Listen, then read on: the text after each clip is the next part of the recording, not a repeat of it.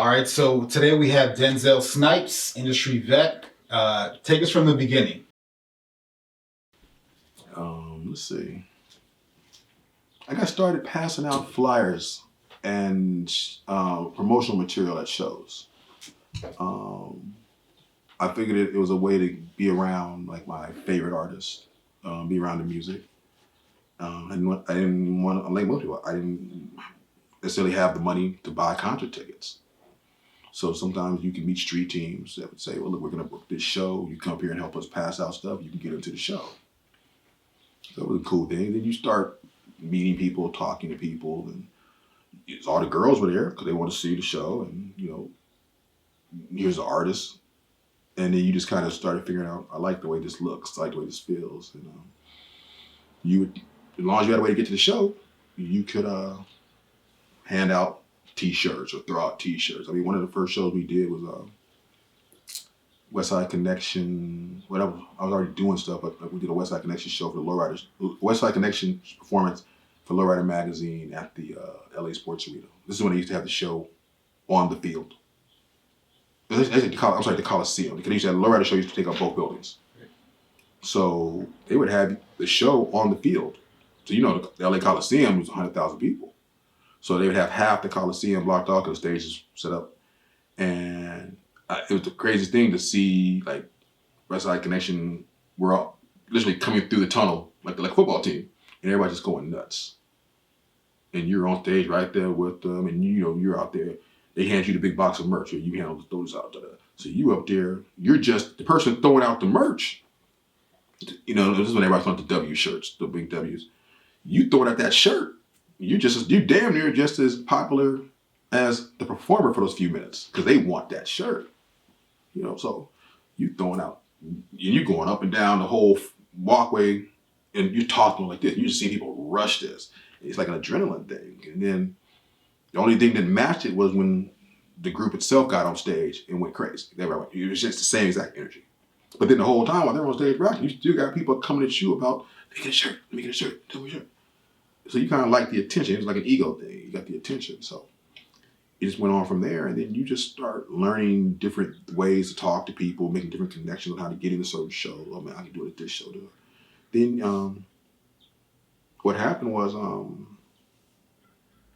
I just kind of I wanted to learn the backside of it. Like, how do they make the money?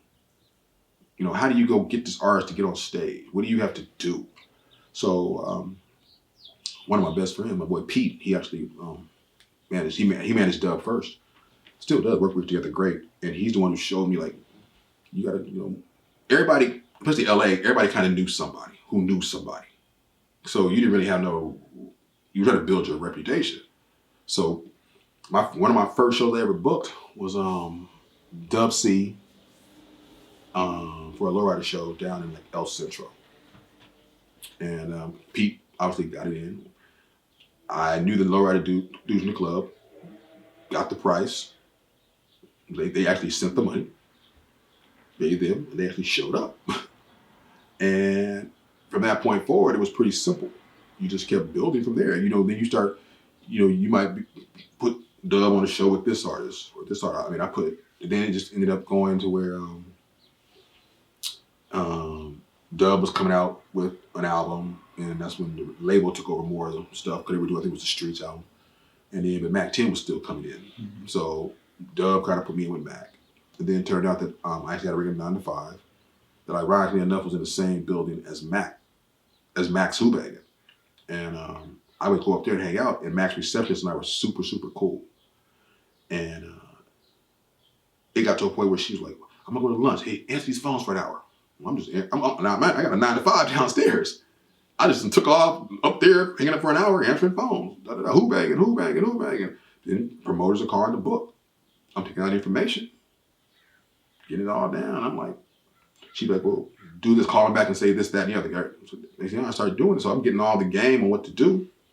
So there, I took the ball and ran with it and started booking it and making sure the money was right, making sure the hotel rooms, transportation. Before you know it, it just kept going and going.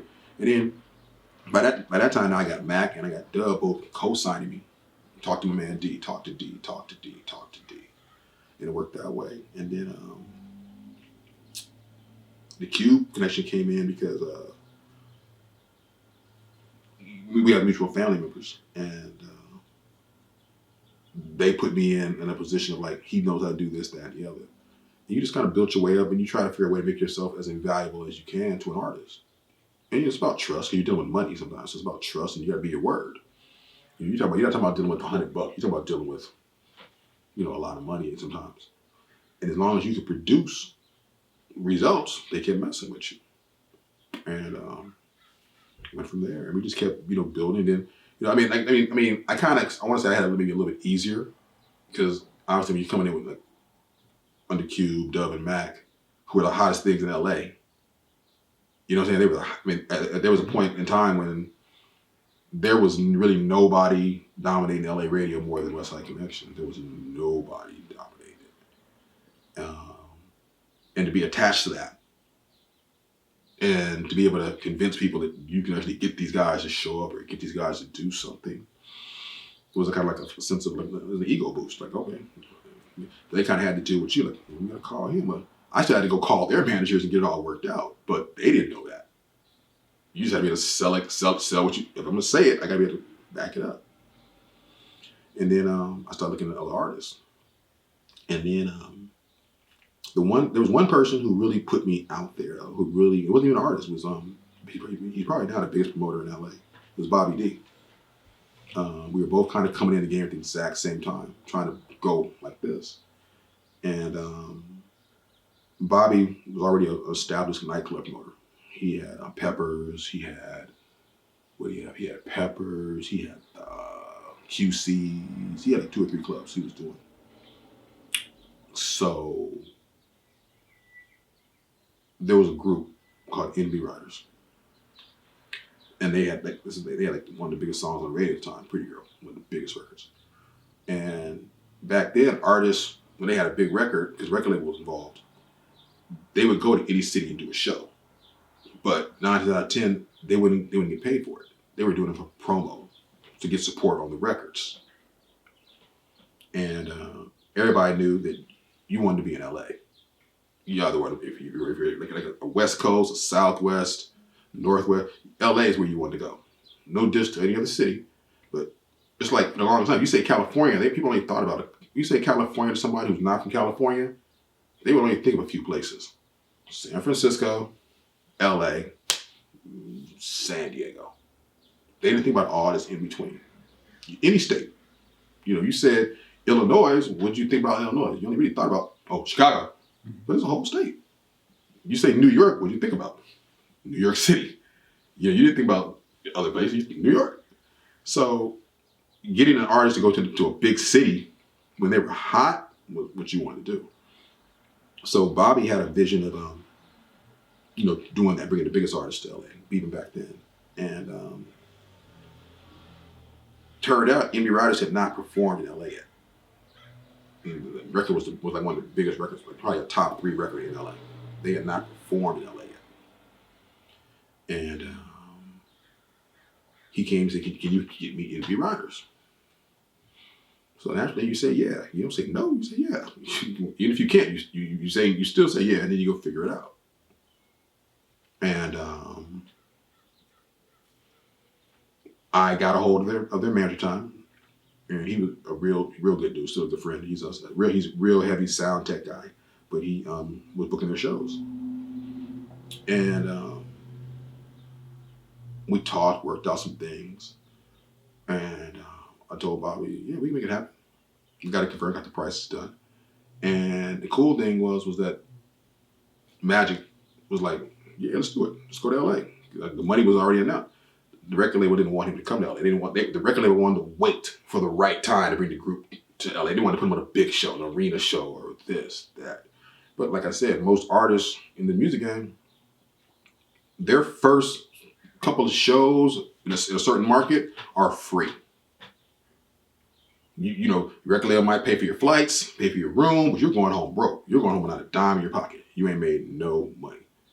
And that's still that way today. You got a lot of artists that'll show up somewhere and they'll think like, I'm the biggest thing in town, I'm in limos, I'm this. Pockets are empty. Going home broke. So we offered him an amount, and Magic and them accepted it. And we got him out here. So once they got out here, the label decided to jump in. We're going to do all these radio visits, do this, do that, do this.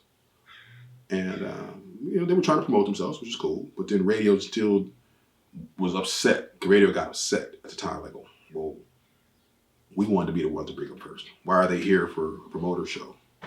And why are we interviewing them now for promoters who haven't really spent any money with our station to promote them? Well, the promoter did spend money at the station, but they just were upset because it was like an ego thing. Like, we want to be the ones to say we did this. And we turned around. We went to do the interview. I mean, went to Power 106, to the point where I got kicked out the station. Like, okay, whatever. Well, Magic was a stand-up dude about it. He told the label, look, we're here, we're getting paid, we're going to do these shows. We're going to do the show at the Hop. And record label was so funny. They didn't want them to do anything. They didn't want them to be a part. Decides to show up at the show in limousines. The artists are staying like a little rinky-dink hotel across from the venue. They're staying somewhere in Beverly Hills. That's how they were treating their artists. And they used to just show up in like stretch limousines while the artists are being picked up by the promoter like in like four-seater Centras or something. We go in, club is packed, like a Tuesday night, super packed.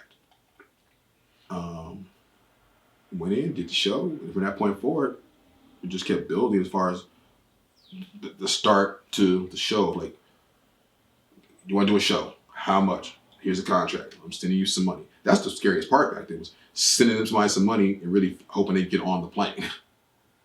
You know what I'm saying? Because it's like, imagine sending somebody $5,000 or a deposit. Here comes the day of the show. You ain't heard nothing from them. You ain't talked to them no more. We didn't have no social media. So you don't know if they promote the show or nothing, but because you're the promoter, so then the day of the show, you're hoping they show up. Imagine that feeling. And then 9 times out of 10, you were using somebody else's money. So now you got that person looking at you like, well, where they at? Nobody's there. But Interviewee showed up, and they killed it. Then Bobby and I built our relationship. It's now been over 20 years. And then Bobby was still building. I'll never forget, one year Bobby did... it was crazy because everybody knows how LA is. So I'm gonna give you guys to paint this picture for you. It was in February.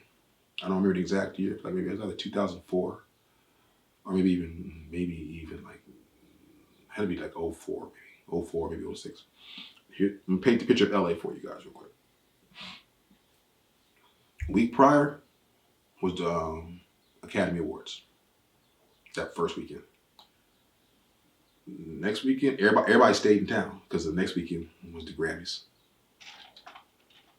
No, matter of fact, forget that. It was Grammys on one weekend. This next weekend was NBA All-Star, all in LA. And in between that was Valentine's Day. So you know how, this is back when everybody would come to it. If you had an event going on in the city, everybody was going to that city. So imagine, like I just told you, Grammys, NBA All-Star, and Valentine's. So in the span of 7 days, all this was going on in Los Angeles. So what's everybody looking to do? Looking for a party, to go somewhere to be seen. So Bobby said, let's do NBA Riders. No problem. Got it. Me and Magic were at school. Bobby said, I'm booking 3 shows. Friday, Saturday, Sunday. And also President's Weekend. So you had all that going on. So nobody had to go to work that Monday. It's like the ideal thing. So everybody's going, I can party on Friday night, Saturday night, and Sunday night. And I don't got to work on Monday? Oh, let's do this. Bobby booked us for 3 shows. Got here Friday night, did the Hop, completely packed. It was overpacked. So Saturday morning, my phone rings. Bobby said, hey, we got bad news. The other 2 promoters for the other 2 shows backed out. I got these guys here. We didn't tell anybody we elected it. He said, I'm going to fix it. That's all. He hung up the phone. Boom. Called back to 2 other. I'll be at the hotel to get you guys. I got it worked out. We had no idea what he was doing. He took the cancellation of the 2 shows and just put it all 3 nights at the Hop. I'm thinking to myself, we was just there Friday night. All 3 nights packed beyond capacity. I was like, this is on something. Like, this is really like crazy. So that's when we started getting serious about booking other artists and building relationships with other people. And then you kind of like, it's like a perk. You know who's really going to stand by their word versus who's just a lot of talk. And you got to be a good gauge of that character. You got to be like, to, judge somebody in a few minutes conversation. Oh, he's full of shit. Oh no, he's really real. Or he wants to do it, but he's a little convincing. And Bobby stood on his word, and we had other artists showing up to the show who came in there and were like, oh man, talking to me, who got you guys here? Who did this? Magic points to me. So I had other guys, hey man, just talk, get my number, da da da. So you got other artists giving you their numbers, trying to build a relationship. Not because they want to know you, but they want to get work. They want to do this. And so I started building a little Rolodex up. So I remember I had Mac 10, Dub C, NB Riders. So I was like, now I got to figure out I got to produce. I got to get these guys to keep working. From that point forward, you just start using your mouthpiece, you start talking to people. So the cool thing was that I was always in the lowriders, I was in the cars. And I got connected with my guy from Lowrider Magazine, Mike Karsten, who's a great dude. And I said, hey, Mike, let me book the talent for you. I'll book the talent for every Lowrider show. I said, and I told him for like the first year, I said, you don't got to even pay me. Let me just book it. He said, what do you need? I said, just let me book it. Tell me who you want. I'll do the work to get them, to call them, get them here. Just let me do it. Mike took a chance on it. So from that point forward, I mean, he wanted artists at the time who were like popular on the radio at the time. And Lowrider had a respectable budget. It was cool. So we were able to pay these dudes respectfully.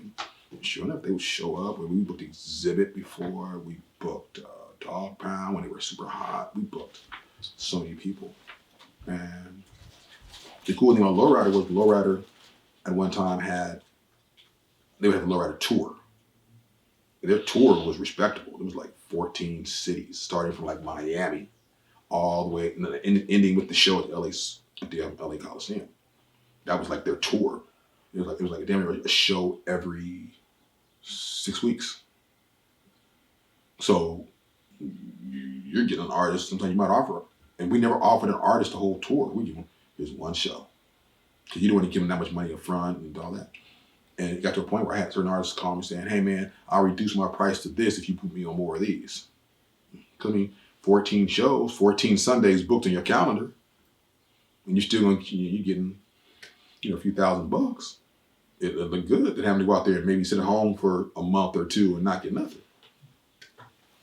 Then we started we brought in we bring in like the hottest artists we could at the time. Then the rest of the artists we'd bring in would be like the up and comer, like the NB Riders or like a Little Rob or, we brought in Nori one time and it worked. And before you know it, I had my royalties. Look, I had all these different artists. I'm talking not just, I brought in Twista, brought in Nori, P.D. Pablo. This is when P.D. Pablo, was like still hot off the Freaka League and still off of that. I took P.D. Pablo, I think, down to Florida for a show with Lowrider.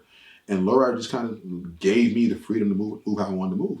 And paid all, never had a problem with the money paid. And the artists like that because you're able to, give them the money. And it built from there. And then never had to go through no hassles. Only stress part was getting that phone call sometimes at 6 a.m. Oh, I missed my flight. You got to figure out how to fix it. You got to be quick. This is no internet, no phone. You're like, let me call you back. Hey, so, or you get the artist who's like, hey, I'm coming out there on this, book my flight. You know what I'm saying? Like, so, because this is back then when promoters would have to pay for you pay for their flight, you pay for their hotel, you got to be their transportation. But in the meantime, I'm actually getting to meet these artists at the same time. So I'm going to the airport, picking them up in a van, driving, I'll take you shopping. I don't care if you get the mall. But I'm being seen with you in the mall. So like my face is getting kind of, and just built from there. Because then they started seeing other states and other cities, like, yeah, dude took care of me, dude this, dude that. And then like the group, Interviewee old manager, he left, he got an opportunity to go do sound. That was his specialty. To do sound for Chris Brown. when he was first coming out. He said, I can't do this anymore. I can't manage you guys and do this. He said, I'm gonna try. So Magic said, no, just go and get that dude Daryl. He's hungry. He's doing it. No hard feelings. We know once you get with Chris Brown, you're not coming back. Actually, no, it was incredible. He got to go with Frankie J. This is when Frankie J was like the hottest thing in the world. It was Frankie J, Babe Bash, and I want to say, it wasn't Paul, yeah, it was another girl. It might have been Natalie. They were doing like a tour, and he was going to do sound for that. And then from there, he ended up going from Frankie J to Chris Brown, then from Chris Brown to Rihanna. You see what I'm saying? So he just kept, he was so talented, we knew he wasn't coming back. It wasn't going to happen. But at the same time, Magic and still had a business handle, still had to get shows. So that's when I just jumped in. It's been that way now. We're going on 16 years.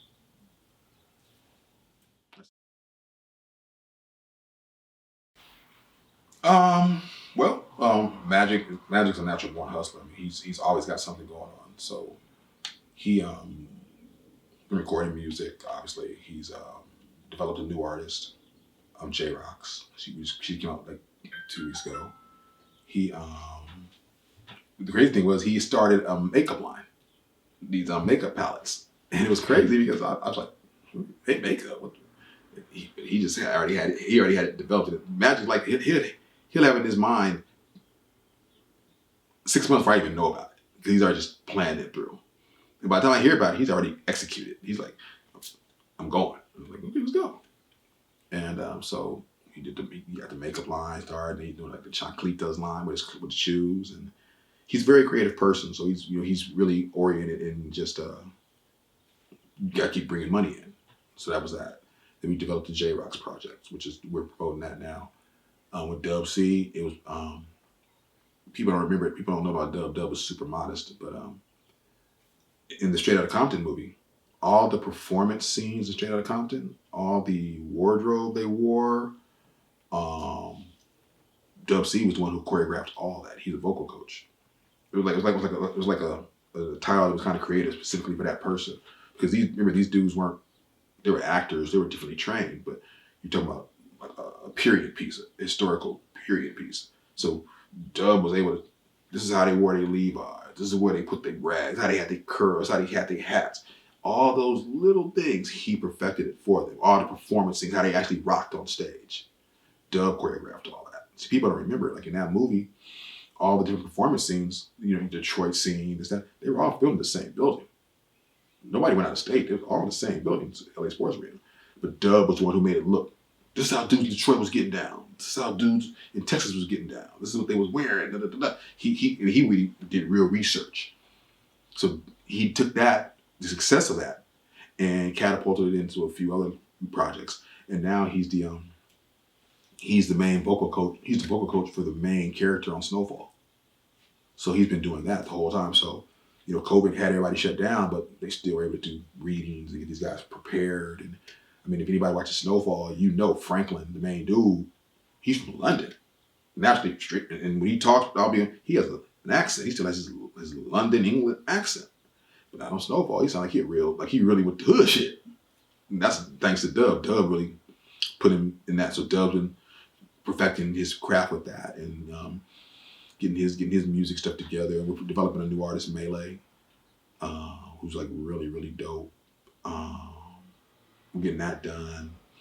Obviously, he still does, when there were shows, doing shit with Q, but COVID, everybody kind of sat down, but nobody just sat around and waited for the phone to ring. Everybody just kind of started saying, okay, well, I got some time, let me work on another interest I might have. So like I said, Magic did the makeup, did songwriting, producing, developing another artist. Dub had Snowfall and some other acting things he's been doing. So we've been fortunate enough to fall back behind the scenes and still maintain a sense of relevancy without having to yell, hey, I'm still here. So that's what we've been doing. And like I said, I've been doing different things, still day to day, like getting Magic to do. We developed a relationship with Tecate.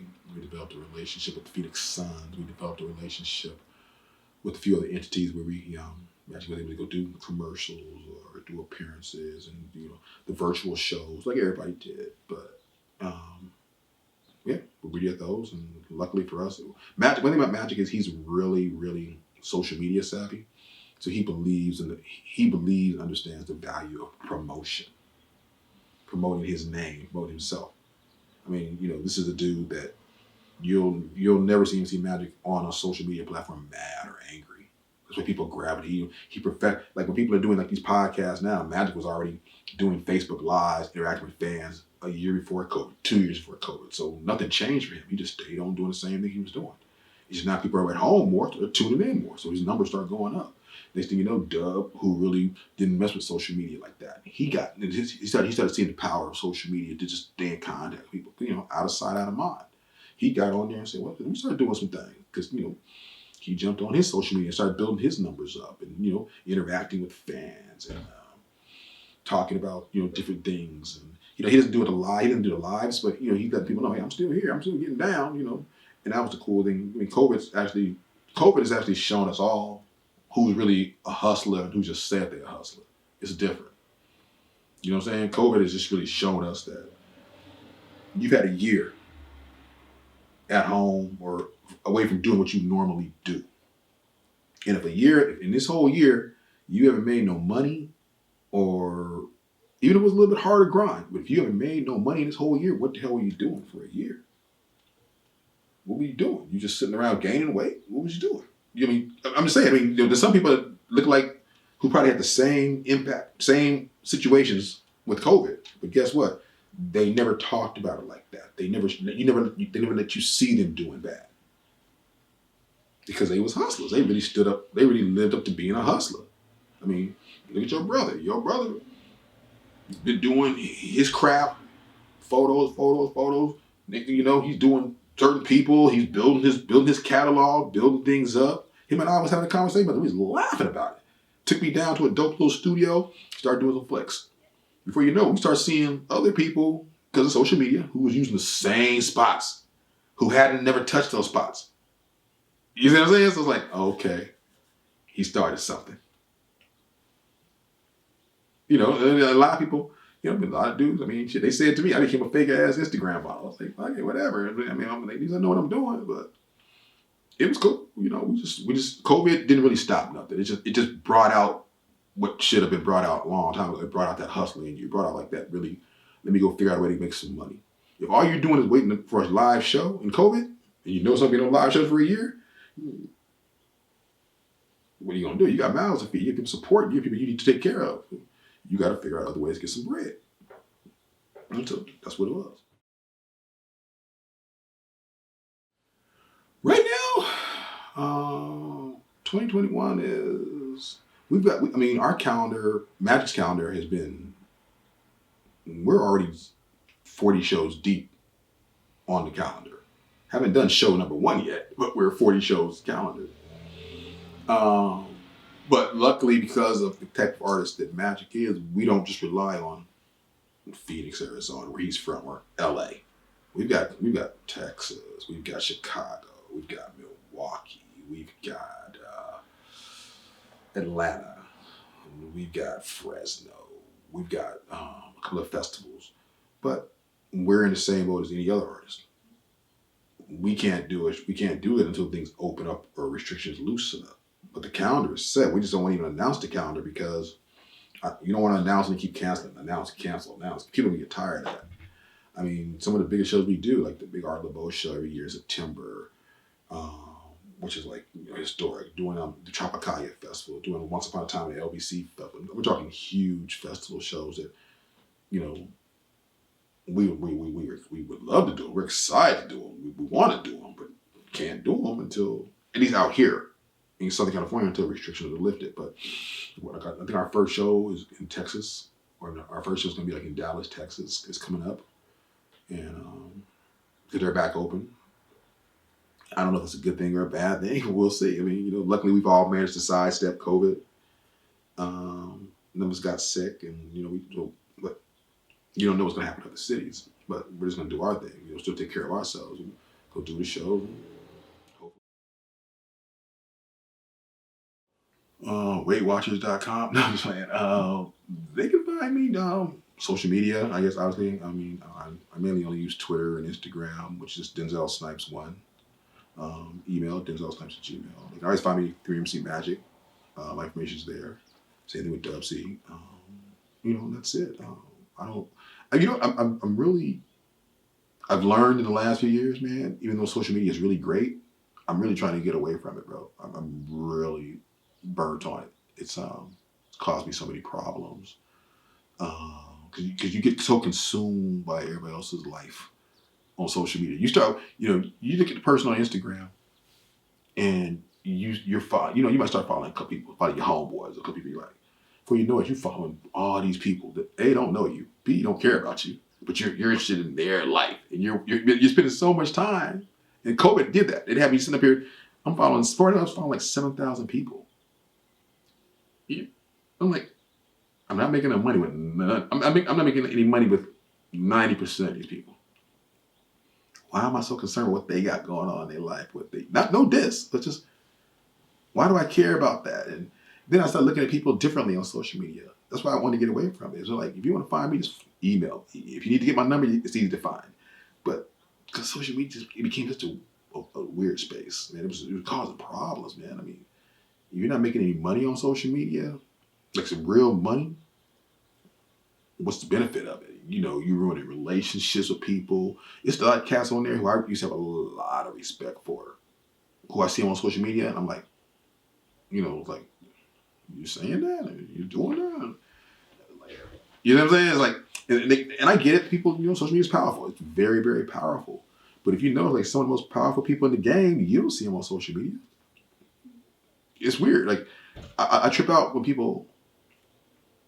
Everybody follows Beyonce. Everybody follows Jennifer Lopez. We all follow people. We follow our athletes, actors who we like.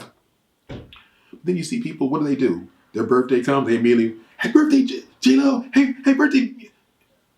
Is J-Lo or Beyonce going to turn around and reply, hey, thanks a lot? Probably not. You might not see shit. Not a bad thing, but I'm just saying. You're so consumed with that you're taking away from what you need to do to build yourself up.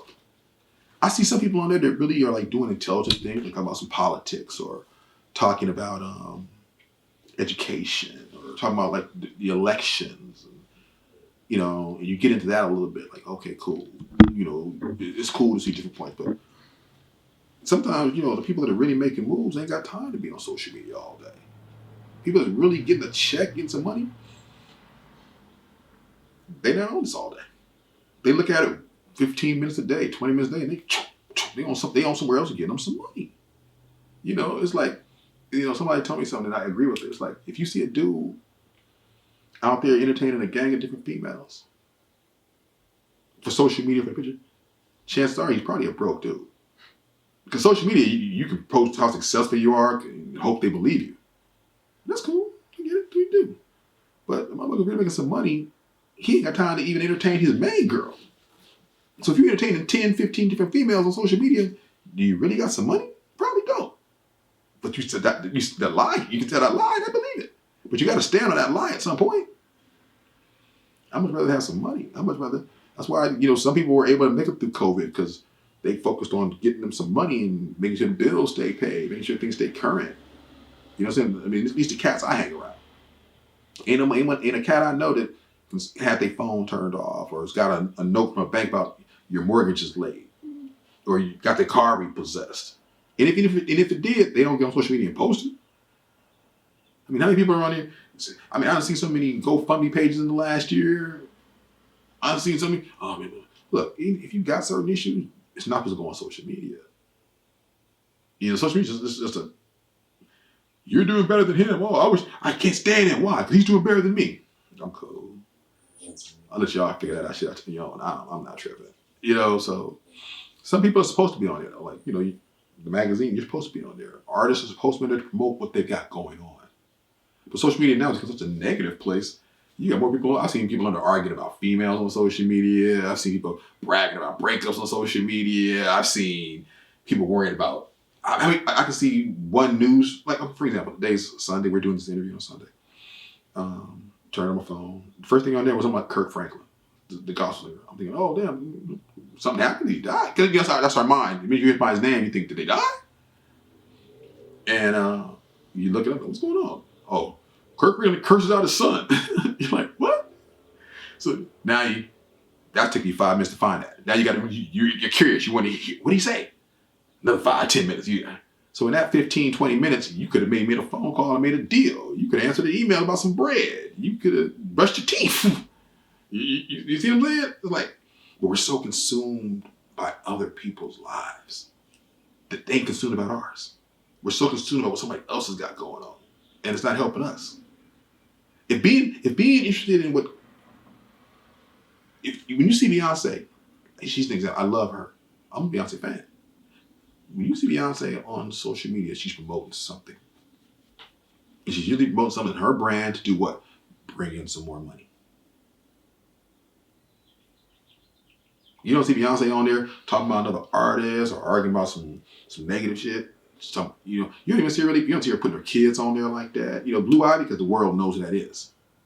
Okay, but you don't see her talking about the two little kids, because that keeps them private. That's for you. And if social media is being used that way, that's great. It's like the people say, if I'm gonna go help a homeless person, am I supposed to take a selfie of me helping this homeless person? So I did it for the gram. I didn't do it really because I felt it in my heart. Social media has turned people into that need to do that. It's dudes doing it, like I said, we're from LA. You from LA, you from LA, you from LA. We know. There's certain things you do that you don't talk about on social media. You just spent the last 30 years being the one, whooping ass, kicking ass. Now you're on social media talking about, yeah, I robbed that bank. Yeah, I shot that. You testify? You do it? I don't think I want to follow that. I don't even want to be associated with that because I don't, now I won't deniability. Some people like that. That's cool. I get it. Do your thing. I don't doubt you, but like you're gonna find me on social media, it's gonna be hard. It might be hard in between. I still use it. I do use it. I mean, I do post things, whatever. But how many people are on there saying they're posting an eviction notice or foreclosure notice? Don't say post that shit. Post the real shit. You ain't doing that. Post pictures all day. That's cool. I mean, social media became, I mean, have you ever seen like grown dudes, like really, like supposed to be like the dude fighting with other dudes about a post on social media? You're supposed to be a real one. You're arguing about somebody having a different opinion than yours? I mean, social media, people like, you're supposed to post you're not supposed to do anything, really, you do what you want, but most people want to post what? The successful stuff, the big stuff. I'm doing it, but they never post the negative stuff. I'm cutting my grass, or I lost my job. They ain't posting that. No, they posting. I just performed in front of 50,000 people. Then you find out that's somebody else's picture they took and put their face on it. Because now you can screenshot a picture and edit it and make yourself look good. I might know the truth. You wasn't gonna stay in no 50,000. That's not my place to tell. Do it. I'm not gonna say you did it. I'm not gonna say you didn't do it. I'm just like, I don't know. But social media is giving everybody the ability to be social media has made liars into great liars. Now, it's made, what I'm saying? The person who's a liar, they become a great liar now. Because now you got proof. I really did this. My life's not, I'm sorry I do. I'm not that concerned about your life to go digging if you really did it. I don't care. That's why I had to fall back. I mean, I'm down to like 950 people I follow out of 7,000 I had back in November. Because it was no diss, nope.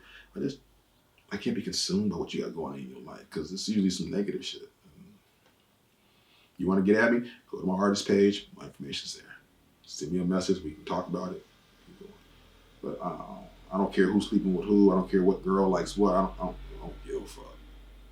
Because at the end of the day, all I care about is this bank account say something positive. So, but there it is. Cool. So Denzel, thanks for rocking. Guys, man, make sure, man, it's good information in here, man. Not just hip hop stuff. This is real information for real musicians. Music Connection, man. My guy Adam, man. Thanks for the time.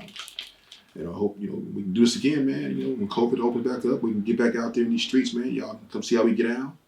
And bring your brother Daniel, man, because he got the connects, man. Tell him I need him to play with Christine Divine, but he be hating on me, man. But you know how it goes, man. But I appreciate it, man. Thank you guys, man. God bless anybody, man. Let's go.